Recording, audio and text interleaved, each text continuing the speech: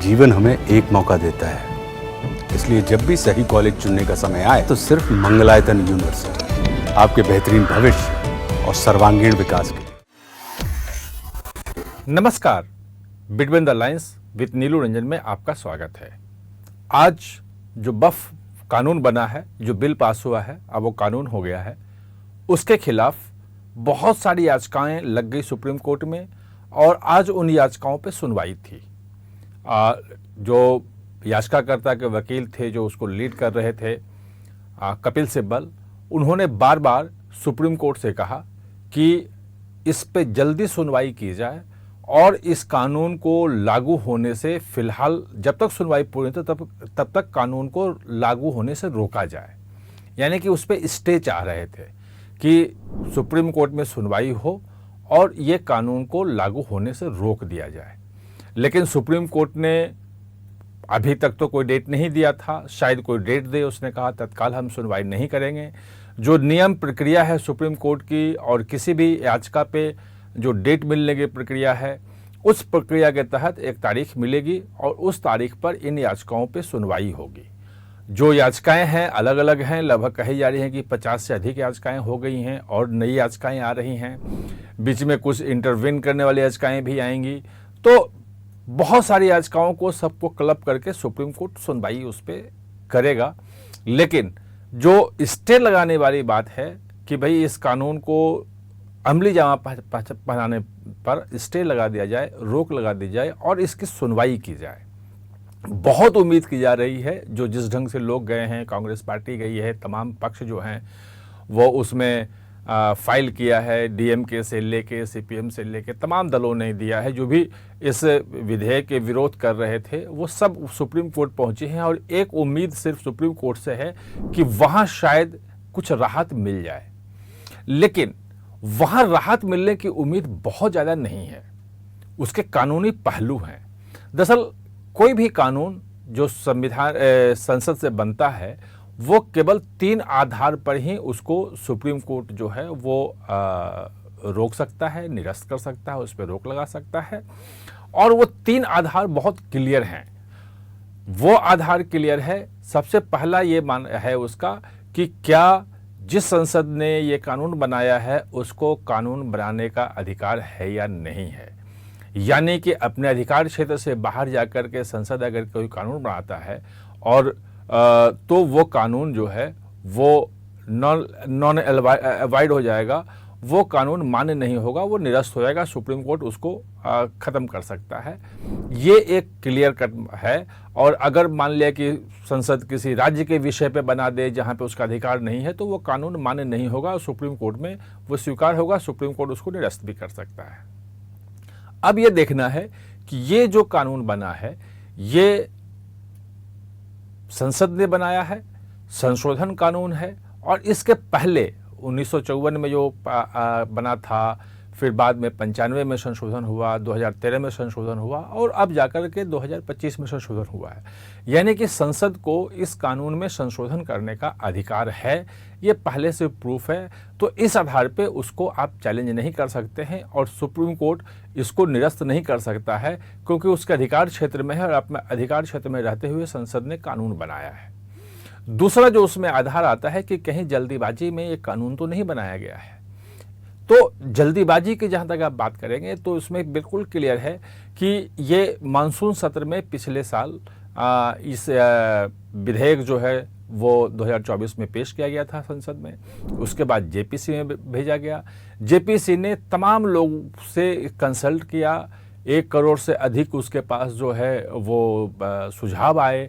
उन तमाम सुझावों को देखा, हर राज्य में जाके संपर्क किया, जितने भी वक्फ बोर्ड हैं उनसे सलाह मशवरा किया, जो जूरिस्ट हैं, जो विद्वान इस क्षेत्र के हैं उनसे सलाह मशवरा किया, जो बड़े वकील हैं उनसे भी सलाह मशवरा किया और तब जाकर के जेपीसी की एक रिपोर्ट आई और उस रिपोर्ट के आधार पे फिर उसमें चेंज करते हुए संशोधनों में भी संशोधन करते हुए ये कानून आया। यानी कि जल्दीबाजी में ऐसा कुछ नहीं हुआ है।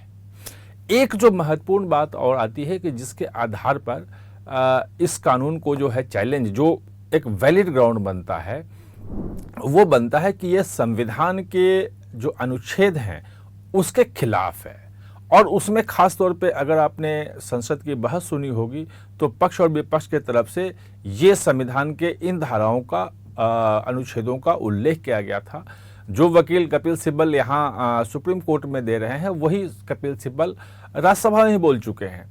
तो वो वही चीज़ें, तो तर्क हैं वो वहाँ आ चुके हैं और उसका जवाब भी आ चुका है। तो अगर उन चीज़ों को देखेंगे तो आपको समझ में आएगा कि सुप्रीम कोर्ट के अंदर बहस किन बिंदुओं पे होगी और क्या वो टिक पाएंगे, उसके खिलाफ जवाब क्या दिया जाएगा।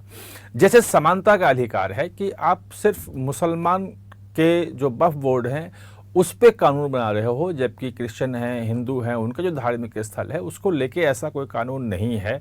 तो ये जो अनुच्छेद 14 जो समानता का अधिकार देता है, कहीं ये उसका उल्लंघन तो नहीं है। ये सवाल उठा था लोकसभा में भी और राज्यसभा में भी। उसका जवाब जो दिया गया था वो ये दिया गया था कि अनुच्छेद 15 जो है वो ये साफ साफ कहता है कि महिलाओं और पिछड़े वर्गों के लोगों के लिए आप अलग से प्रोविजन कर सकते हो उनको आगे बढ़ाने के लिए, उनकी बेहतरी के लिए। और उसी अनुच्छेद 15 का हवाला लेते हुए जो ओबीसी के लिए आरक्षण की बात थी, जो महिलाओं के लिए जो आरक्षण जो अभी संसद में और विधानसभाओं में जो 1/3 आरक्षण का जो बिल पास हुआ था पिछले साल, वो इसी को लेकर के था। तो वो जो वक्फ बोर्डों में जो महिलाओं को, पसमानदा मुसलमानों को यानी कि पिछड़े मुसलमानों को जो जगह दी गई है, तो वो 14 का उल्लंघन नहीं है, अनुच्छेद 15 के अनुरूप है। इन चीज़ों को लेके सुप्रीम कोर्ट में बहस चलेगी। एक और जो महत्वपूर्ण जो बिंदु उठा था वो उठा था कि ये अनुच्छेद जो 25 है और अनुच्छेद 26 है, जो अल्पसंख्यकों को अपने धर्म को, अपने धार्मिक क्रियाकलापों को मनाने की आज़ादी देता है और उसमें सरकार हस्तक्षेप नहीं कर सकती है। ये बहुत बड़ा प्रिय है क्योंकि वक्फ बोर्ड जो है वो अल्पसंख्यक जो मुस्लिम समुदाय है उनसे जुड़ा हुआ है और ये कहा गया, तर्क दिया जा रहा है कि ये उनके खिलाफ है। याचिकाओं में भी यही तर्क दिया गया है।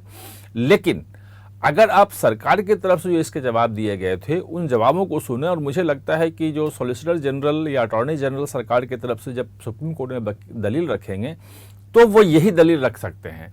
वो दलील ये है, और उसमें कई हाई कोर्ट के, केरल हाई कोर्ट के, इलाहाबाद हाई कोर्ट के, कुछ और हाई कोर्ट के जो हैं जजमेंट का हवाला दिया गया था और ये कहा गया था कि जिसमें हाई कोर्टों ने ये कहा है अपने फैसले में कि जो वक्फ बोर्ड है वो धार्मिक संस्थान नहीं है, वो सिर्फ एडमिनिस्ट्रेटिव है, प्रशासनिक बॉडी है। और जो मुतलवी के लिए जो कहा जाता है, जो उसका देख रेख करने वाला होता है वक्फ प्रॉपर्टी का, उसके लिए भी क्लियर कट है, वो सिर्फ देख रेख करने वाला है, कोई धार्मिक व्यक्ति वो नहीं है। वो मुसलमान होगा ये तय है, लेकिन वो कोई धार्मिक व्यक्ति नहीं है।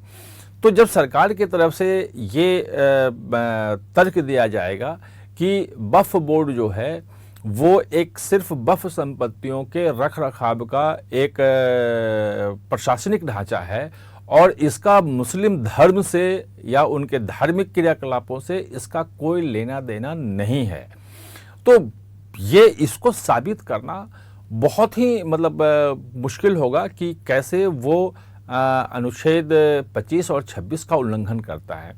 जो इसके कानून के खिलाफ जो तर्क दिया जा सकते हैं वो ये कि वक्फ बोर्ड जो है वो सिर्फ दान में की गई संपत्तियों का ही देखरेख नहीं करता है, बल्कि मस्जिदों का, दरगाहों का, इमाम बाड़ों का भी देखरेख करता है और वो धार्मिक क्रियाकलापों से जुड़ा हुआ है। ये एक मुद्दा है जो सुप्रीम कोर्ट में आ सकता है और जिसको उठा सकते हैं। अब देखना यह है कि ये जो अलग अलग जो तर्क दिए जाएंगे उन तर्कों पर सुप्रीम कोर्ट अपना क्या रुख लेता है, उसके जजेज उस ढंग से क्या करते हैं। वो जब बहस होगी तो सुप्रीम कोर्ट के जजेस की तरफ से तमाम क्वेश्चन किए जाएंगे, उसमें क्लैरिफिकेशन मांगे जाएंगे, वो सब कुछ देखा जाएगा। लेकिन अभी फिलहाल जो लग रहा है कि जो कानून के खिलाफ जो याचिकाएं हैं उसमें जो तर्क दिए जा रहे हैं और सरकार के तरफ से जो उसके खिलाफ में जो तर्क रखे जा रहे हैं और जो जो तमाम चीज़ें राज्यसभा और लोकसभा में बहस के दौरान भी हम लोगों ने सुनी है, तो कहीं से वो दोनों तरफ के तर्क कमज़ोर नहीं हैं और सुप्रीम कोर्ट के लिए आसान नहीं होगा इस पूरे कानून को खारिज कर देना कि ये गैर संवैधानिक है या इसमें जल्दीबाजी की गई है या संसद की यह शक्ति नहीं है। इन तमाम चीज़ों के आधार पे वो आसानी से नहीं कर सकता है। और शायद यही कारण है कि तमाम याचिकाओं के बाद जब आज सुप्रीम कोर्ट में कहा गया कि इसको जल्दी में आप सुन लीजिए और इस पे आप मांग है कि उसमें आप रोक लगाइए, तो सुनवाई से ही तत्काल मानने से इनकार कर दिया कि हम जल्दीबाजी में नहीं सुनेंगे। अगला डेट जब आपको मिलेगा उसी डेट पे सुनेंगे। अगला डेट जब मिलेगा, जो तारीख मिलेगी, उस तारीख में याचिकाओं पे सुनवाई शुरू होगी और जो उम्मीद की जाती है सुप्रीम कोर्ट की कार्यशैली है उसके तहत सुप्रीम कोर्ट उस पे सरकार से जवाब मांगेगा कि ये याचिकाएं आई हैं, इसको चैलेंज किया गया है, आपको क्या कहना है। उसको जवाब दाखिल करने के लिए समय 8 दिन, 10 दिन, 15 दिन कुछ भी दिया जा सकता है। वो जब जवाब आ जाएगा उसके बाद उस पर जिरह शुरू होगी, बहस शुरू होगी, उसी के बाद कुछ हो सकता है। तो जो बहुत सारे लोग उम्मीद लगाए बैठे थे कि कानून संसद से पास होते ही मतलब विधेयक और कानून बनते ही मतलब संसद पास होने के बाद ही लोग सुप्रीम कोर्ट पहुंचना शुरू हो गए थे और अब तो लगभग 50 से ज़्यादा याचिकाएं उसमें आ गई हैं, तो कोई उम्मीद है, कुछ मिराकल हो सकता है, कुछ बड़ी राहत मिल सकती है सुप्रीम कोर्ट से, सुप्रीम कोर्ट तत्काल इसको ख़त्म कर देगा। ऐसा कुछ होता हुआ नज़र नहीं आ रहा है। आप हमारे साथ चर्चा में जुड़े, इसके लिए बहुत बहुत धन्यवाद।